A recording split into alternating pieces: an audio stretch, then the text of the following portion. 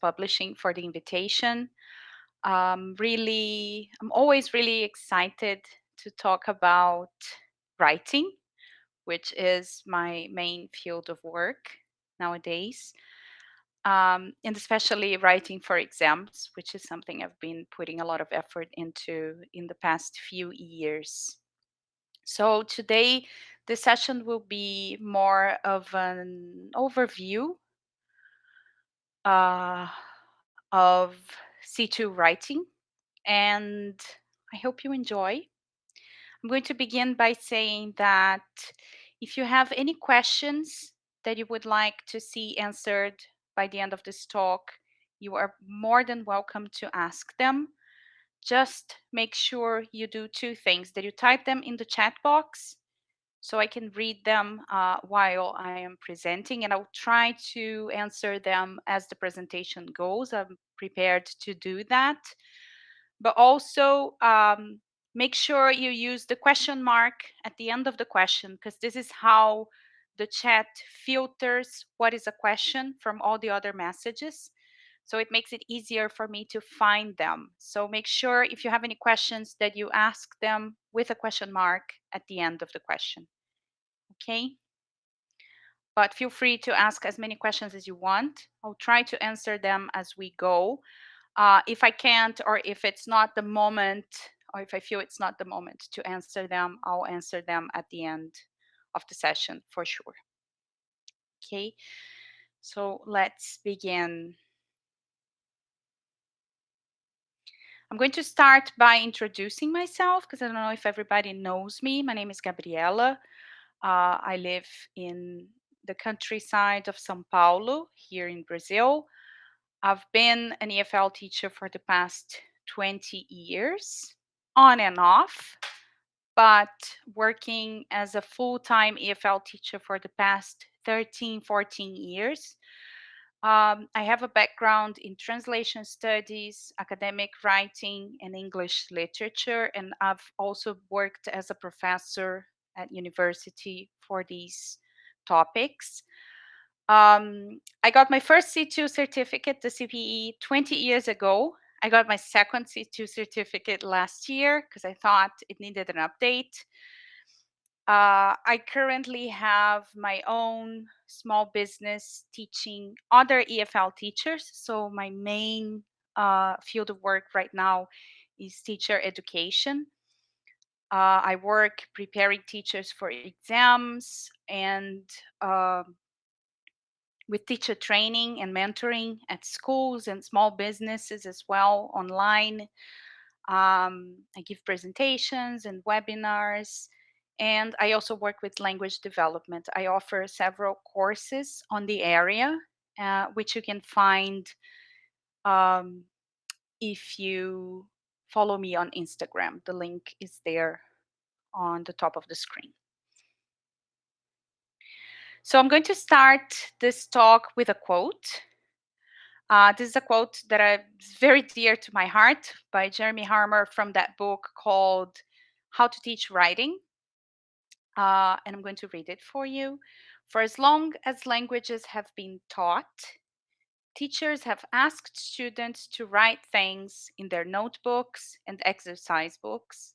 Yet, sometimes over the years, it has seemed that writing has been seen as only a support system for learning grammar and vocabulary rather than a skill in its own right.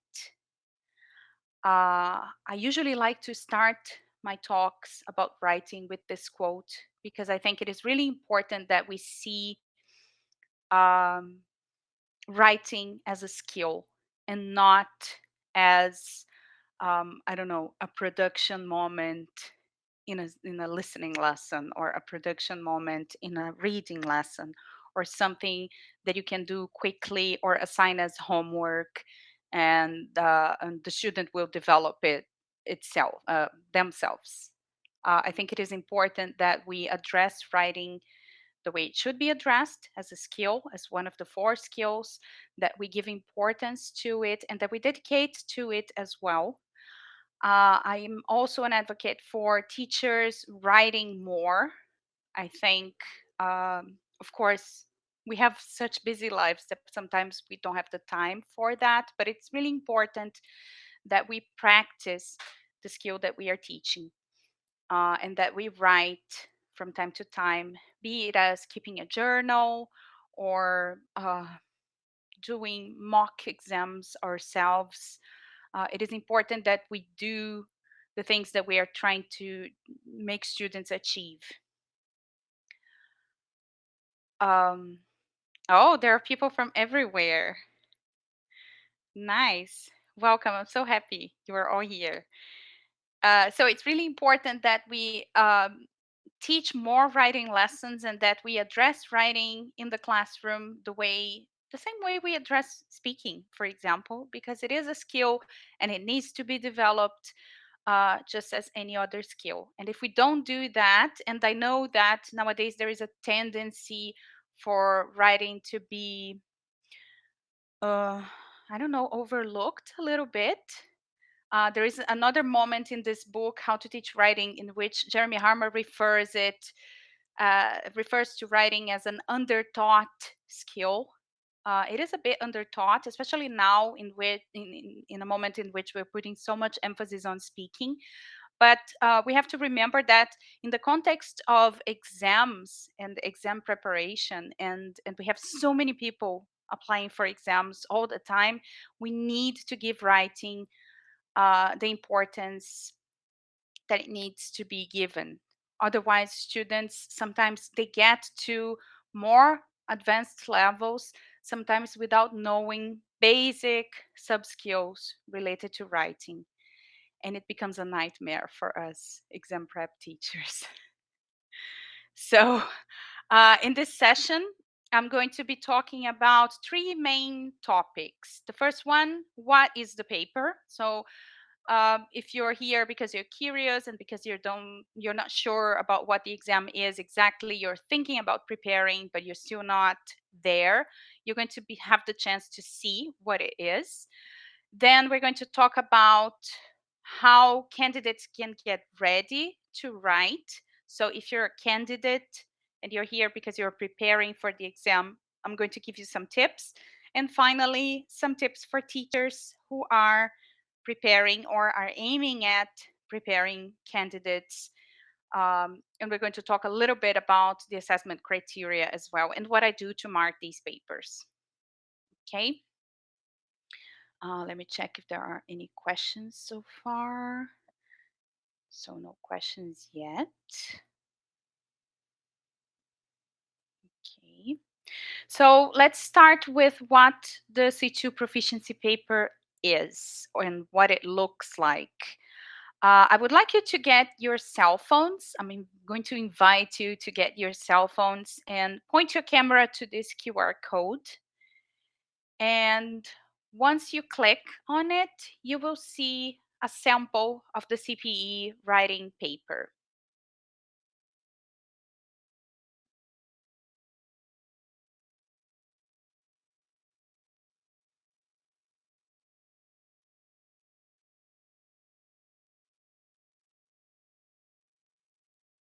Can somebody tell me in the chat if it is working? I tested it, but who knows? Yes, awesome. Okay, so take a look at the writing paper, and I'm going to give you a few minutes, 3 minutes, and I would like you to try to answer these questions which I listed there on the slide. So, how many parts are there for you to answer? How many questions are there? So, please pay attention to the difference between parts and questions. How many questions do you have to answer, which is different from the number of questions that are there? How much time you have to write, if you can write in pencil or not, the expected length of each part of each text, and the possible genres that you can see in this paper. So you have 3 minutes to look for the answers starting now.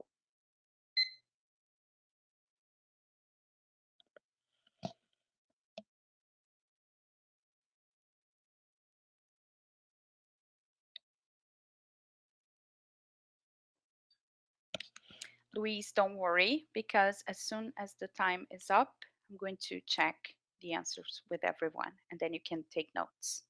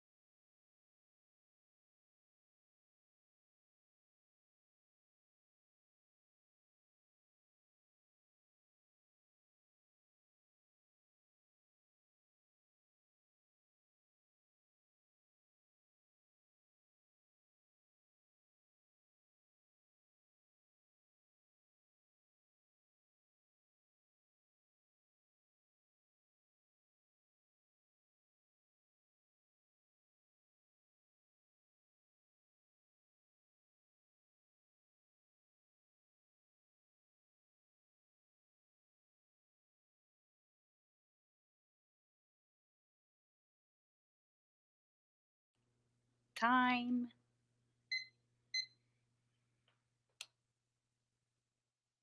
So I think you can check your answers in the chat because we already have all the answers there. But uh, brilliant, Andres. And um, just in case you haven't yet, let's double check so I can give you some updates that have been released recently. So the exam has two parts, and this is very clearly stated at the top, part one, part two. In the whole test, however, you can see that there are 5 questions. I know that Andres included 6 because you have number 5, A and B, but in theory, 5 questions because the question 5 is about the set text, which is the books that Cambridge um, lists every year for us to read and write about. But one thing that will happen from 2024 on is that the set texts will cease to exist. We won't have the books anymore as an option of writing. So this year is the last year where you can actually write about books. And starting next year, they will not be there anymore. And we will have only 4 questions for the exam, which is 1 question in part 1, 3 questions in part 2. How many questions you have to answer? You have to answer to 2 questions. In part 1, the question is mandatory. You have an essay that is compulsory. You have to write the essay. And in part 2, you are offered 3 or 4 or 5 options to choose one from and write and answer the question. You have an hour and 30 minutes to answer both questions, that is, to write two pieces of writing. You cannot write it in pencil. And just as a reminder, right now, Cambridge also has, especially in capital cities, the option of a format that is called the computer based exam, which means you actually type on the computer, which is a big advantage for writing. Maybe not so much for reading, but definitely a good advantage for writing because typing is easier than handwriting nowadays, right? But if you do the paper based exam, you are going to have to write in ink, pen, with a pen. Um, and I don't recommend that you write it in pencil and then cover it up because there's just not enough time. The expected length is 240 to 280 words for part one, the essay, and 280 to 320 words for part two. And I would say that although part two is a bigger piece of writing, part one involves reading into writing. So I would say that both tasks are quite challenging in their own ways. Possible genres or styles for the paper are the essay in part one, and then in part two, you could be asked to write an article, a review, a report, or a letter. Um, while we still have the set texts, which is question 5, sometimes you can be asked to write an essay, a discursive essay about the book of the year, but it's not always the case. Sometimes they're going to ask you to write a report. Sometimes they're going to ask you to write a letter. So any genre could appear in the set text question. It's not only a review as people usually think. So this is the exam, and basically this is what you need to know if you are applying for the C2 and you are taking the writing paper. Now let's talk a little bit about how candidates could get ready to write. So you are preparing for the CPE, the C2 proficiency exam, and you want to make the most out of the writing paper. So I could see that. Oh, okay. One thing that I'm not going to mention, but it's really a really good tip that just appeared in the chat is to be exposed to models. So looking at models is something really useful.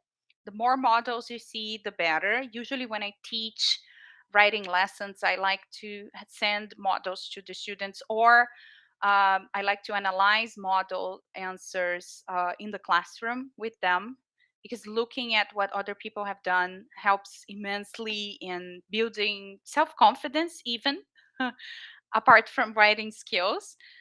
But what I'm going to mention here is exam tasks. We need to be able to read the exam task as well as we can. And this is an exercise that you as a candidate can do on your own. You can practice that with the books that you have available. So basically, what we have to do is you have to look at this task that is in front of me and think what it is exactly that Cambridge wants you to do.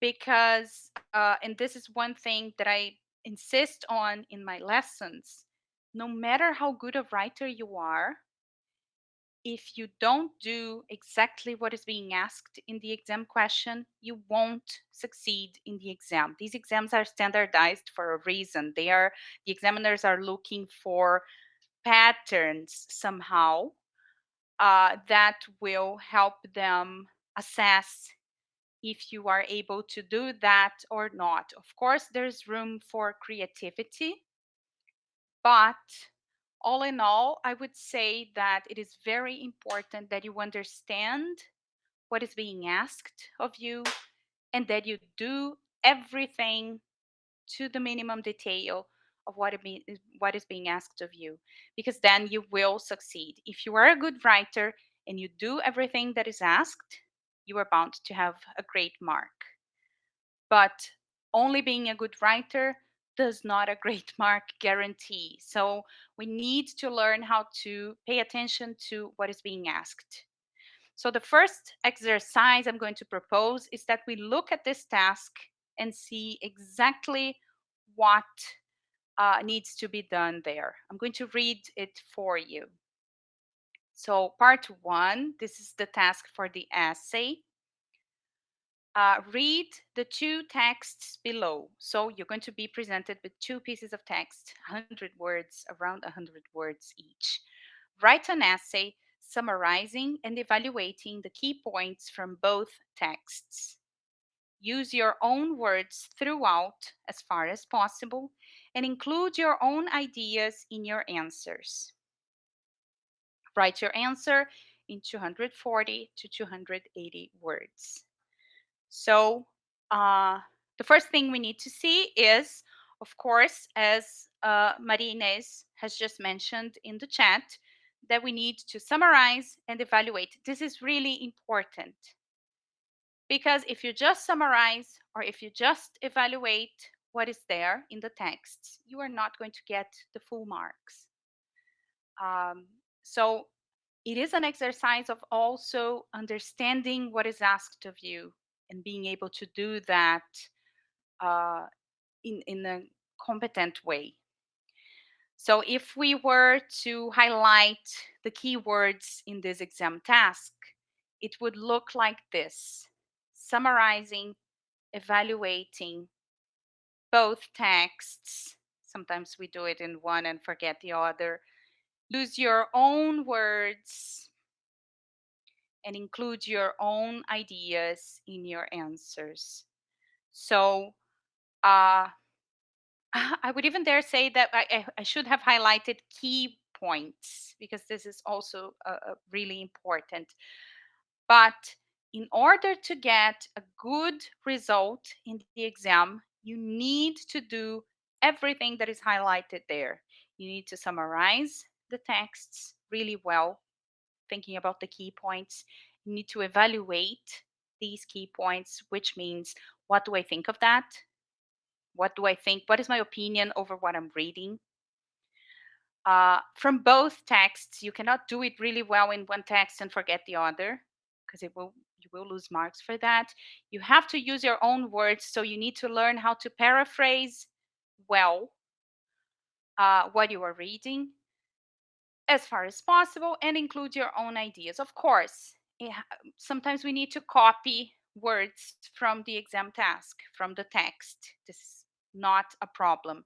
The problem is rewriting the same way as you just read, um, showing that you are not creative with the way you build your own text.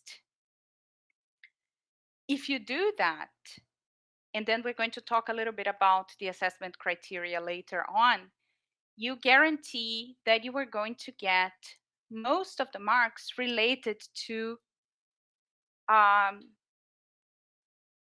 responding to the task, because there are criteria related to that. So doing that will guarantee that you get a huge part of the mark. Paying attention to the exam task alone is like the best way to start. Forgot what I was going to say. Oh, and then usually in the classroom, if you are a teacher, I like to invite students to think about these four questions: who, why, what, how. I'm going to expand them in a second. So this exercise is repeated every time a new exam task appears. And this is something that you as a candidate can do on your own when you are preparing for the exam. So who is related to the target reader? Who is the target reader? Who is going to read this piece of writing?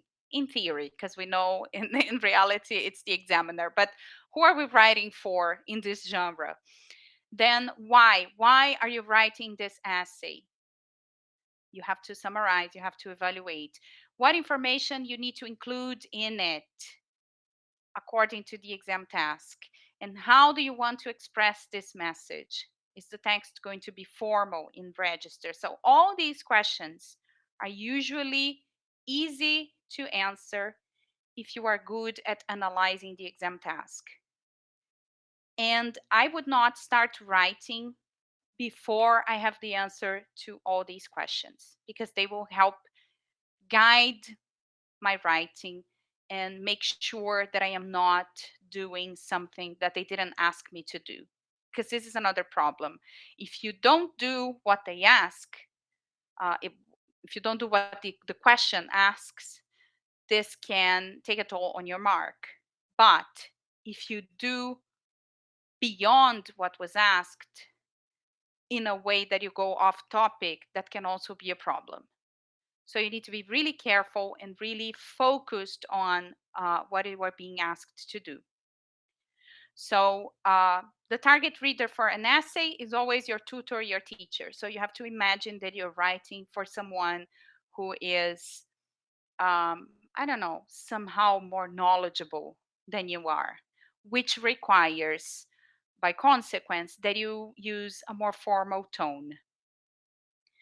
You are writing this essay to show that you have understood the key points from the texts. This is what they are assessing you for, and to show that you can summarize and evaluate these key points. Then, information you need to include in it: the main key points, your own ideas about them. And remember, using your own words as far as possible. And essays are usually neutral or formal in register.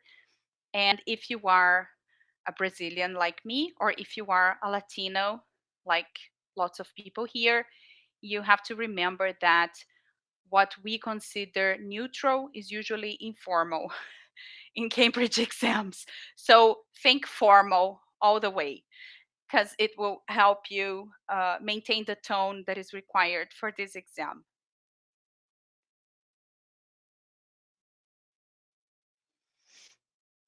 Moving on, and I still want to talk a little bit about these summarizing, evaluating um, thing. The genres, just so you can have an overview of the genres. And by the way, if you are, I don't know, for some reason taking screenshots of these slides, don't worry, because at the end of this presentation, I'm going to send you the presentation here in the chat and you can download it. Okay, so no need to keep taking pictures or something if in case you are doing that. We have in the exam the letter or the email. Um, in CPE, the C2 proficiency, we're only talking about a letter to the editor, which is a magazine is talking about something, and you want to write to the editor to contribute to the article or to contribute to the discussion, either to agree or disagree with it, or a letter of application recommendation, less and less common. But these are the ones that could be in the CPE. The tone is usually formal because you're talking to, I don't know, important people. Then we have the review. The review is a genre that we usually practice a lot in our first language, at least here in Brazil. But in the context of CPE, it's a little bit trickier. They ask you usually to review elements in a product or a service. So I'm going to give you an example. You are not going to be asked to write a review about a restaurant. You're going to be asked to write a review about the staff in the restaurant. Or you're not going to ask to write a review of a movie, but the special effects of a movie. So it's usually something inside something else, to make it more complex and to push you into using more, I don't know, specialist language.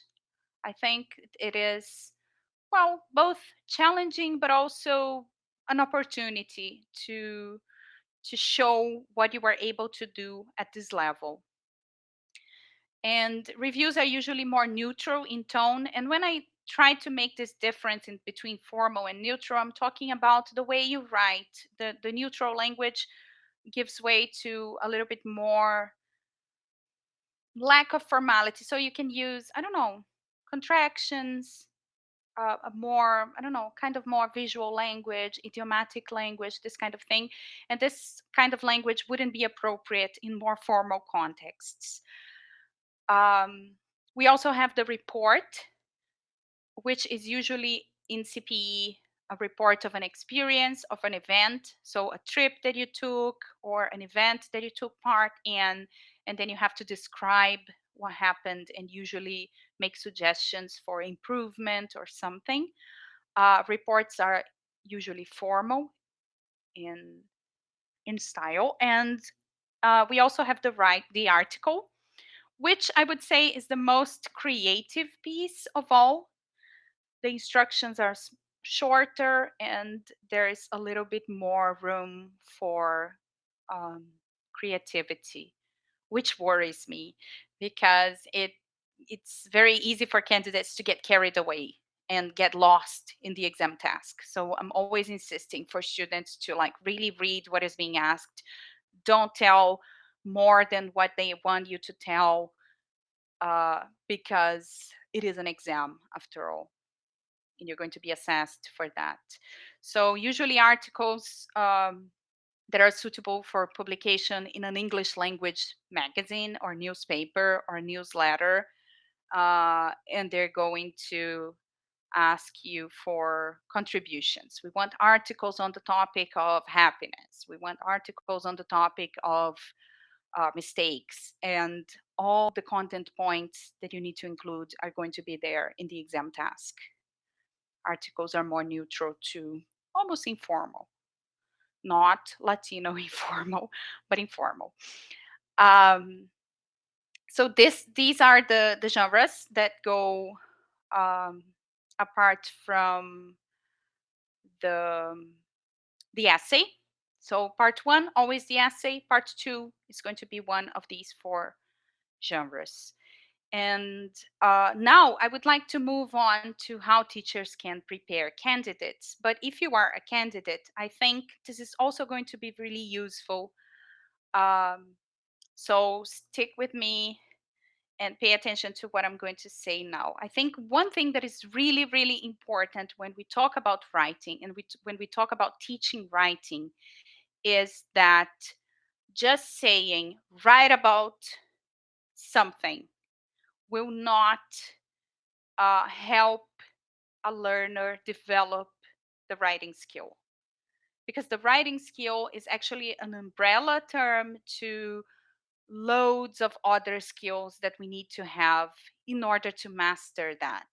The same way when we talk about speaking, we are thinking about functions, and we're thinking about grammar, and we're thinking about lexis, and we're thinking about, I don't know, body language, intonation, pronunciation. In writing, we also have this world of elements that need to be taught in the classroom in order for students to master it. So, one thing that I like to focus on, and I would advise any teacher who works with writing to do the same, is to work with subskills. So don't think of writing as a skill of their own, but rather, today I'm going to teach my students how to identify main ideas in a piece of text. This is teaching a subskill of writing, because especially in the essay, for example, if the learner cannot identify or is feeling insecure about what is the main point in a text, and this is something that I see a lot, so it is not something that should be overlooked, they cannot make the essay. They cannot write the essay if they are not able to identify the main ideas. And this is a sub skill of writing that sometimes we, I don't know, somehow didn't learn fully or didn't pay attention. It wasn't required of us with that level of detail in the past. And we need to be able to do that. And sometimes I see teachers struggling with that as well. So it's something that you need to practice. And as a candidate or as a teacher, it's important that you practice. The same applies to paraphrasing. Paraphrasing is something that we need to practice how to do. We need to learn how to do it, and we need to do it several times in order to feel that we are able to do it well. Summarizing, the same thing. Sometimes we practice summary skills in speaking in EFL lessons. This is much more common. So you're going to read a text and tell me what you understood of it, or you're going to read a text and tell me what it is about. But we rarely do it in writing, and this is something that should be practiced in classes, um, because it is something we lack sometimes. And I see lots of candidates getting to the C2 proficiency exam preparation without fully mastering it, or feeling a little bit unsure if what they are doing is enough or not. And it's the teacher's role to point that out and to check and to make sure they feel more confident about that. So Subskills, I think, are the way to go. So here I have, this is a book that I like very much that was released last year. It's called The Art of Writing, C2. Um, it's a book from 2022. It's a very thin book with lots of exercises. And there are lots and lots of tasks that focus on subskills. So this is a screenshot.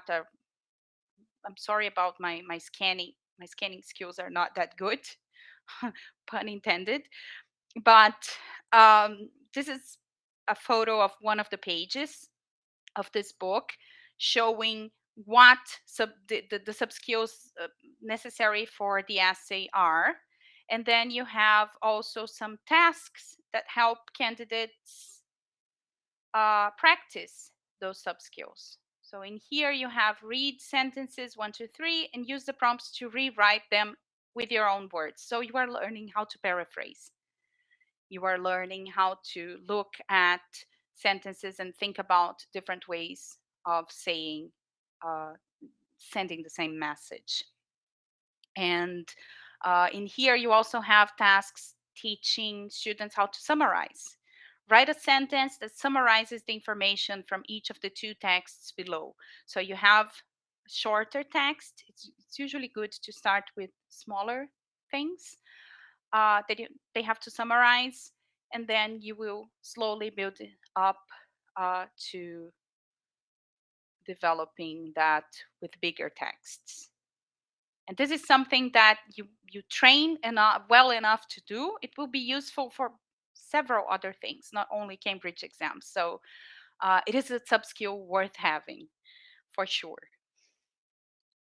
So in case you are interested, The Art of Writing C2, I highly recommend. There's also a version for the B2 level, which is also really good.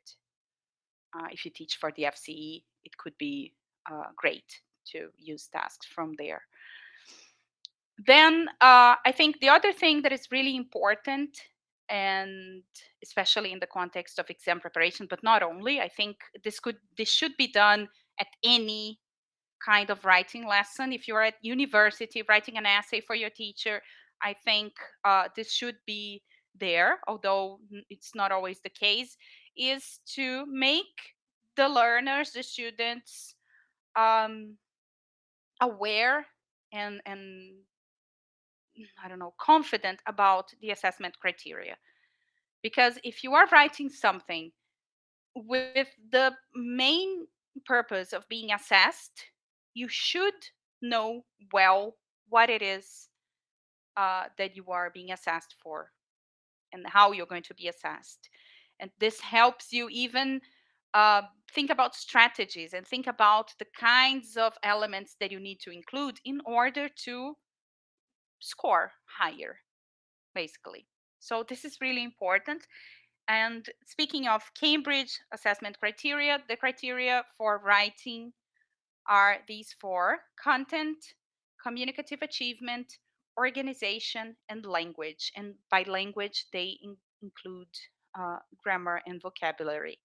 So, one thing that I always like to call attention for is that each of the criterion they carry the same weight. So we can see that grammar and vocabulary they only account for 25% of the mark, which means being organized, using cohesive devices, being clear in your message, writing in the correct genre, writing in the correct register, and doing everything that the exam task asks account for 75% of the mark, which I don't know. I'm not a person of math, but I would say it's worth more than the language itself. Of course, you need to show a C2 level of language, but sometimes I see people putting so much emphasis on language and forgetting about all the other criteria, which are even more important than the language itself in terms of getting you there and getting you the mark that you need. So when we talk about content, what we're talking about is the content relevant to the task? So is what the candidate wrote what was asked? And there's always this question that Cambridge asks, which is the reader informed? So based on the exam task, if a person receives that piece of writing, is that piece of writing representing everything that was asked? No less, no more. Because if so, you can get all the marks for content, which is 25% of the grade. When we talk about communicative achievement, we are talking about the genre, the conventions, and the register. So are the conventions being used with flexibility? Is the target reader well catered for? If I'm writing to the director of a company, am I using the correct tone? Am I approaching this person with the respect and the kind of language that I should? Is the genre well represented? All this goes to communicative achievement. When we talk about organization, are there enough cohesive devices and organizational patterns? Is my text clear enough for people to read it without any difficulty? So sometimes, I would say in this exam, less is more. Because if you make the writing too wordy, for example, with too, like the Olympics of language, sometimes it makes it hard to read. And something hard to read is not the goal. What they want is something easy to read, but that while you are doing it, you are able to mix simple and complex features of language that will show that you master the language at this level. And finally, when we talk about language, what they want is a range of vocabulary and a range of grammar appropriate to the level. And of course, errors can occur if they are minor slips. And I would say that making an error when you are attempting something at a higher level is much more um, is much better seen than if you make a mistake that is of a lower level. So sometimes if you play it safe because you don't want to make mistakes, this will be worse for your performance than if you make attempts and show that you are actually able to play with the language, although you may have slips here and there. I'm going to take a quick look at the questions to see if there are any questions which I can answer now. So, EF test, I'll talk about it at the end. Should we evaluate both texts in the end? No, you should evaluate both texts in the body of the essay. The evaluation needs to be part of the text. This is the text. This is what they want. The conclusion is just a conclusion. It's just a quick way to finish the text. You mentioned before, most students or even teachers end up not developing their basic writing skills. How can we do that? Learning them from the beginning in order to build our confidence so we can be able to write more and more effectively. One thing that I like to do is, for example, in my CPE prep course, we always have classes of writing in which I focus. We always have two classes in a row. Writing is always like a moment in the month in which we have two classes. In the first one, we focus on a subskill, and I usually give extra tasks to do at home, but we practice in class. And in the second one, we talk about genre, topic, exam question, and then if we have time, we even start brainstorming so they can write the piece of writing later. But I think subskills need to be practiced. So getting a book, any kind of book, you get a book of past papers, for example. You can work with analyzing exam tasks. You're going to look at a task, highlight keywords, understand what it is that you have to do, and prepare a plan. You don't have to write yet, but understanding the task, preparing a plan, understanding the task, preparing a plan. This will help you do this part much faster. So when you finally have to write, this part is already, it feels automatic to you. And this saves time for the exam. The same thing for identifying main ideas. You have a book of past papers, they usually have the answer key. Do that, read the text, identify the main ideas, write them down. Read, identify main ideas, write them down, check with the answer key, see if you identified them correctly. Oh, I missed one. Okay, go back and try to understand why that happened, and so on. And the more you practice, the easier it will become. Uh, what else? It applies to writing. Could I use the assessment criteria from the C2 applied in every piece of writing my students produce? Uh, that's tricky if they are C2 students. I think so. But I mean, I think the criteria is not, I mean, this is not the perfect assessment criteria. There's no such thing as a perfect one. I think the important thing is define one and then let your students know what they're going to be assessed for. So, okay, you're going to write um, a composition, and they are, I don't know, A2 students, and they're writing about their vacation. It's going to be a 100-word piece of writing or an 80-word piece of writing. Let them know what you are expecting. Okay, you're going to be assessed for that. So the more details the exam task has, the easier it will be for you as a teacher to mark. Because if you just say, write about happiness, you will have, I don't know, 30 people doing different things. But if you say, write about happiness, I want it to be an article and I want you to include these, and these points.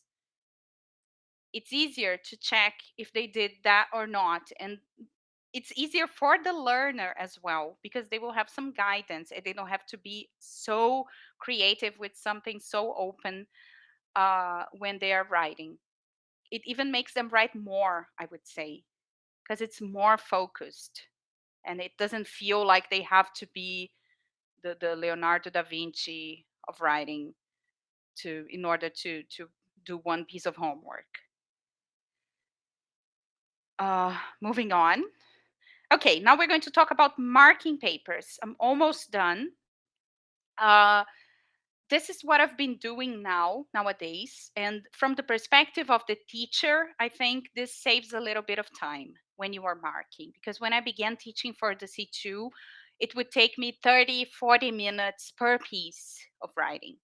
And this, as the number of students you have increases, it becomes impossible to mark all those papers. So what I do now is I only mark minor things in the main text, and I try to give them a sense of what the assessment criteria is asking of them. So I usually paste this blank box at the end of the piece that they send me. I usually include the word count because that's easy to do with any Word doc nowadays. If your students write on paper, maybe you can ask them to count and write the amount of words they wrote at the end. And then I try to include comments based on the assessment criteria. So they know exactly what it is that they did or didn't do in terms of tackling the task. So for content, for example, I'm going to read it for you. Content is missing. Although you do find and summarize the two texts, one part of the text is missing, your evaluation of it. You only give us a hint in the last line. So what does that mean? That the person summarized, identified the main idea, summarized the idea as well, but forgot to evaluate. And this will take a toll in this criteria, content. So, and this is where the person would lose marks for not doing what was asked, and so on. You can take a look in more detail later when you download the. Which criteria is the easiest to ace? Feel asked. Content. Because you look at the exam task and you can already plan for including all that in your writing. And if you write a good plan, you won't have to worry about getting sidetracked, uh, which will lead you to covering all the content points.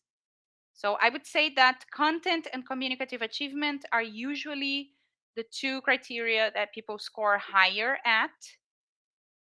And hence, thinking of strategies should be the ones to focus on and acing. Final tips, just to remember from this session. Um, Help students become familiar with exam format. So this thing about analyzing the exam task is really important.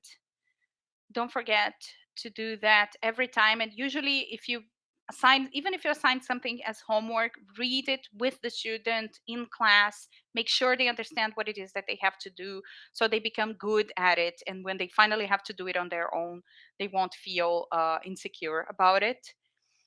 Allow students to practice under exam conditions. So if you're teaching for exams, it's really important that you teach them to worry about time. Of course, at the beginning, when they're practicing the genre for the first time, this is not as important, but as they get closer to the exam, you need to start timing them as much as you can.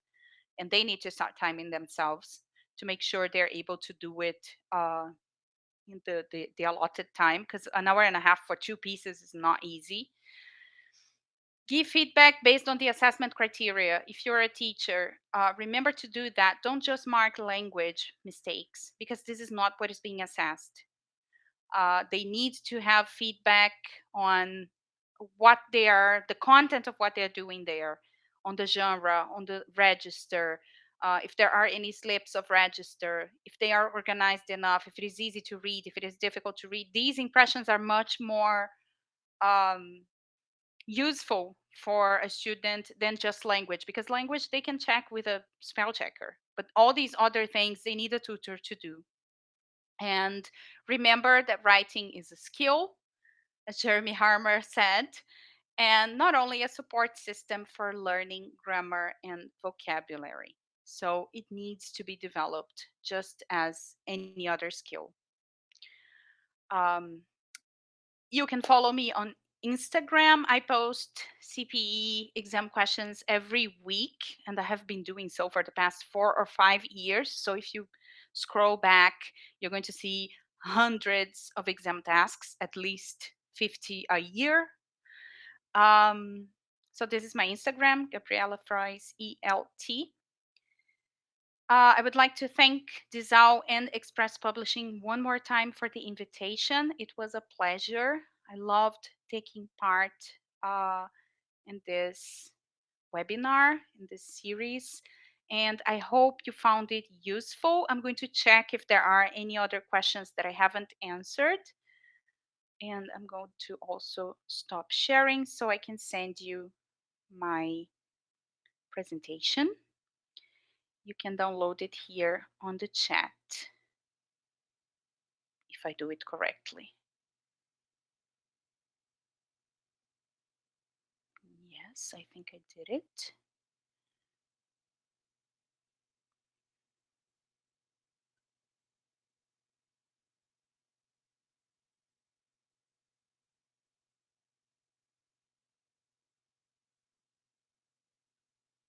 I thoroughly enjoyed the session. Thank you. Thank you, Phil. That was funny. Let me see. There's a button here in which I can share questions. I don't know.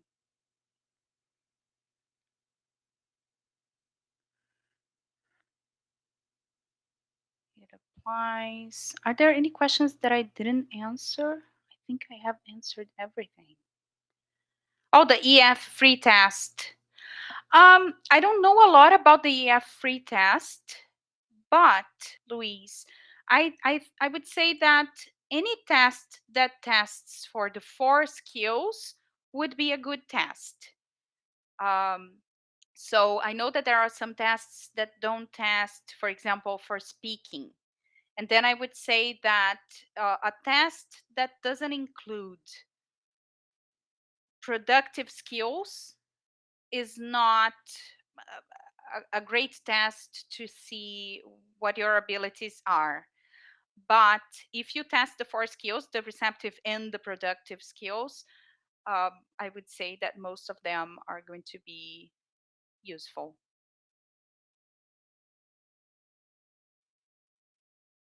Okay, so I would like to thank you one more time.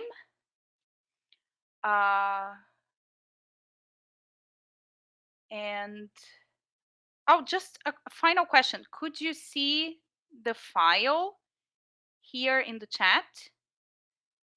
It didn't work? Oh, it didn't work. So let me try it again. Adicionar. Okay. I think I have to click here. Yes. Now you can see it and you can download it. And if it doesn't work, you can always add me on Instagram, follow me, and ask for it there, and I'll send a copy.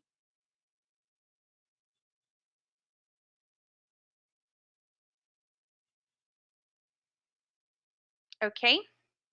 So thank you very much.